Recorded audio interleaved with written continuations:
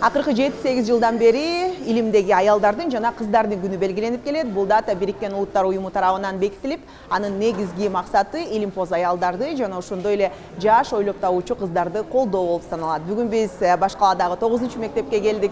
Бул жердин кыздардан турган тобу шаарыбыз жана өлкөбүз үчүн маанилүү долбоорлорду ойлоп табышкан.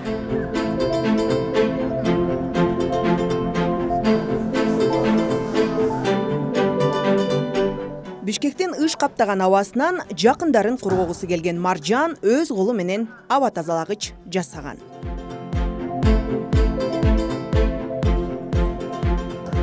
Вентилятордан, анан фильтрден турат. Фильтр бул машинанын эле фильтри. Бул кадимкидей эле ДСП, ошондан ушу ДСПден өлчөп кутуча жасап, анан аба тазалагыч болуп калат да. Муну кантип иштейт эми? Күйгүзгөндө вентилятор айланып баштайт, анан ошол чаң-паң, ошо абада эмне кир деген баарын соруп, анан ошо фильтрдин ичине баары топтолот.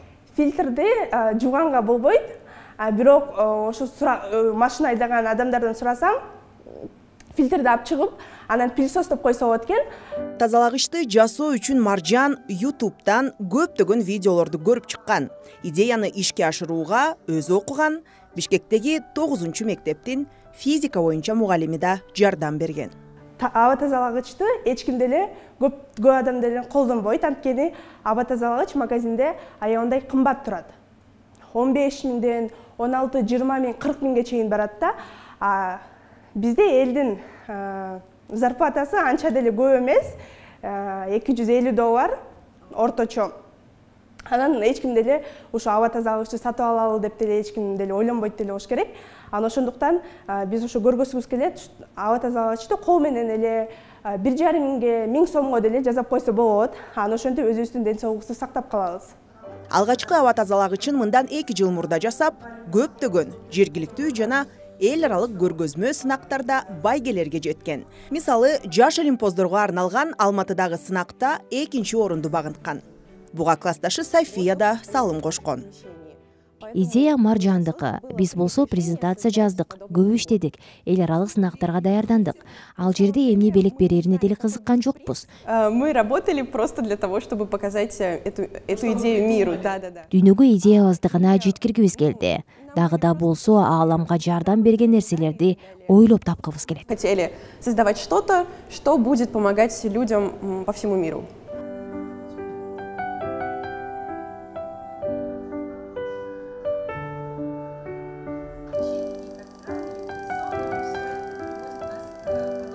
Азыр болсо биз грантка бергенди ойлондуруп жатабыз. Жөн эле айтып койбой, үйрөтүп, мастер-класстарды өткөрүп, ошондой сатып алыпчы, мына ушунча жазагыла деп ушинтип үйрөткөнгө дагы шарт түзүлүп берет да, ошо грант утуп алсак. Так илимдерге кызыгып, түрдүү ноу-хауларды ойлоп тапкан кыздардын катарында София да бар. Ал планетанын ресурстарын сарамжалдуу колдонууга багытталган идеяларды ишке ашыргысы келет. Бизге экологияга зыян тийгизбеген, жаңы жол менен энергия тапкан параболисттик антеннасын көргөздү. Для того, чтобы запустить двигатель, необходимо всего 6 вольт. Антенна күндөн алган 6 вольт менен эле иштейт. Мотору бул пластинаны айлантып, алдындагы электромагниттер кезек-кезек менен күйүп, өчүп магниттер түртүшөт. Мындан улам пластина ылдамдык алат. Аккумулятордун ылдамдыгынан энергия жаралат. Муну чоң масштабта иштетүү менен катар үй тиричилигинде да колдонсо болот. Отключают свет. В последнее время это происходит достаточно часто, и мы можем запитать, допустим, телефон. Акыркы убакта свет өчүп атпайбы? Ошондой убакта антеннадан алынган энергия менен телефонду зарядтап, чайникти кайнатып, тамак жасасак да болот. О том, чтобы сделать этот вариант более походным. Есть же такие кран-машины, которые используются. Теперь как бы его захватить будет. Поднимаем. Победа! Билимге, илимий ачылыштарга умтулган кыздардын саны өсүп бара жатат дейт профессор Анипа Усупкожоева. Ал учурда Исхак Разаков атындагы техникалык университетинин алдындагы 15 факультетти камтыган Кыргыз-Герман институтунун директору. Ошондой эле Германиядагы Берлин техникалык институтунун конок профессору. Кыялы тоодой жеткинчек кыздар ар тараптуу колдоого муктаж дейт Анипа айым. Мисалы ошо кесип тандоодо деле мисалы биз кайсы бир долбоорду айтпайлы мен чакырып алып кыздар менен сүйлөшпөйүн, эгерде үйүндө атасы апасы жок сен бул кесипти тандайсың, анткени бунда окуш кичине оңоюраак же болбосо мында жакшы акча табасың деген туура эмес. Эгерде багыт бере турган болсо албетте кыздын эмеси ою бузулат. Бул деген кичинекей кыз, өспүрүм кыз, бирок ал кыздар деген мисалы ошол университетти аяктап атканда анан түшүнүшөт да, көрсө мен туура эмес кесип тандап алыптырмын, көрсө мындай тандасам жакшы болмок беле деп. ЮНЕСКОнун маалыматы боюнча жогорку окуу жайлардагы окуган кыздардын 30% гана илимий техникалык багытты тандайт. Коомдогу стереотиптер илимдеги кыздар үчүн негизги тоскоолдук болуп саналат. Аялдар үчүн илимий иш жүргүзүү оңой эместигин Анипа Усупкожоева да белгиледи. Үйдө түшүнбөстүктөр пайда болот. Мисалы, өмүрлүк жарлар айтат, сен эмнеге барып иштейсиң, үйдө эле отур, казан аякты кармап эле балдарды тарбиялап отур, кайнене боло, кайната боло үйдө отурса деген максат кылышат. Мырзалар тараптан ушундай бир эмелер бар, коомдо көз караштар бар. Кыздар мисалы жетекчилик кызматка келсе, алар татыктуу башкара албайт деген. Карьераны курууда көптөгөн тоскоолдуктар болду албетте, анткени кичинекей баланы да тарбиялап бул жерде жумушка жетишүү дагы оңойго турган жок. Бирок көрсө деген, эгерде алдыңа бир так максатты коюп, ошол максатка жетүүдө убактыңды туура пайдалана билсең, көрсө ийгиликтерге жетсе болот.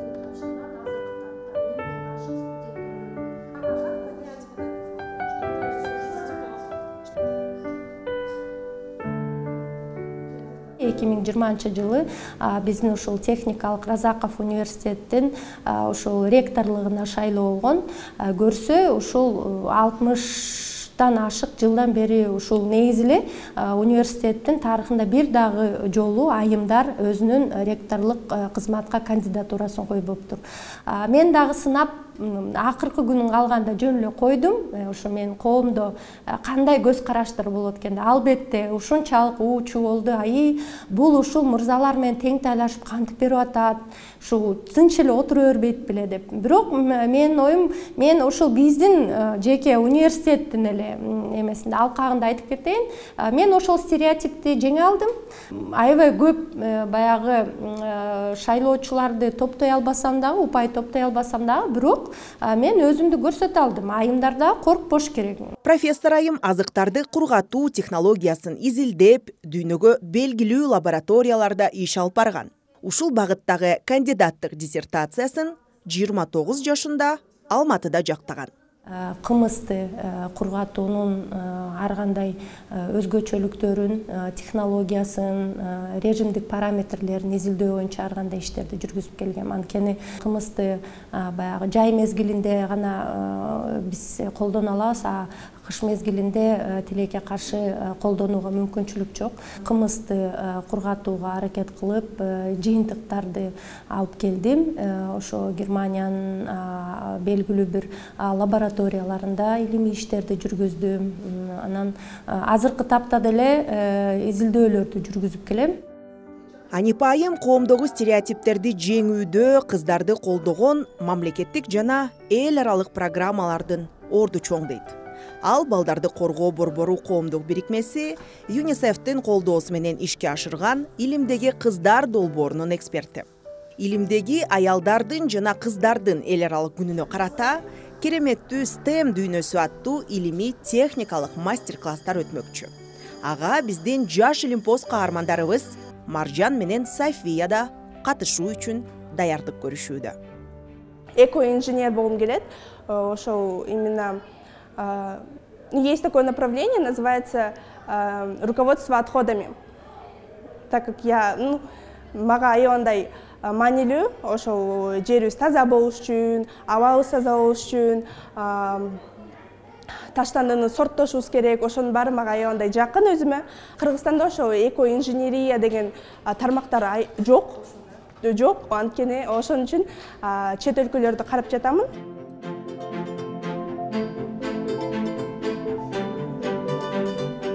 На самом деле я бы хотела поступить больше на лингвистику. Мен лингвист болгум келет. Кыргызстанды дүйнө менен байланыштырып, биздикиндей кичинекей өлкөнүн кичинекей мектебинде ушундай чоң ачылыштар болуп жатканын ааламга жеткиргим келет. Многие не догадываются, что в обычном городе, в маленькой-маленькой стране, в обычной школе происходят такие глобальные вещи. Жазгүл Эгембердиева, Амантай Шакиров, Азаттык.